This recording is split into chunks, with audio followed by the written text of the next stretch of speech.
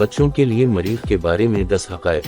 क्या आप खला में जाना और मरीख का सफ़र करना चाहेंगे? वहाँ रहना ज़मीन से बहुत मुख्तलिफ होगा। बच्चों के लिए मरीख के बारे में ये हक़ाइक़ पढ़ें और फिर तसव्वुर करें कि अगर आप मरीख के मिशन पर परसीवरेंस में शामिल होते तो कैसा होता। हो सकता है कि आप उसके बारे में अपनी खलाई कहानी लिख सकें। मरीख सूरज से चौथा सियारा है।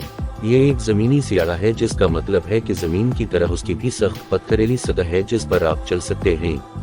मिट्टी में मौजूद तमाम लोहे की वजह से मरीख को सुर्ख सियारा कहा जाता है। उस लोहे को जंग लग जाता है और उसके नतीजे में सतह और माहौल सुर्ख नजर आता है। मरीख गर्म लग सकता है, लेकिन ये बहुत ठंडा है। औसत दर्जा हरारत -62 डिग्री सेल्सियस है। और मरीख के 2 चांद हैं और उनके नाम फोबोस और डेमोस हैं।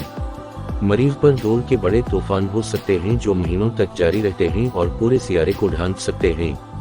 मरीख पर एक दिन 24.6 घंटे का होता है, जो जमीन के दिन से ज्यादा लंबा नहीं होता, लेकिन मरीख पर एक साल 687 जमीनी दिन का होता है। ये जमीनी साल से तकरीबन दोगुना लंबा है। जरा हर 2 साल बाद सिर्फ अपनी सालगिरह मनाने का तसव्वुर करें। आप मरीख पर बहुत ज्यादा छलांग लगाने के काबिल हो जाएंगे क्योंकि उसकी कुशिश सतह जमीन से कम है, और उसका मतलब है कि आपका वजन भी कम होगा।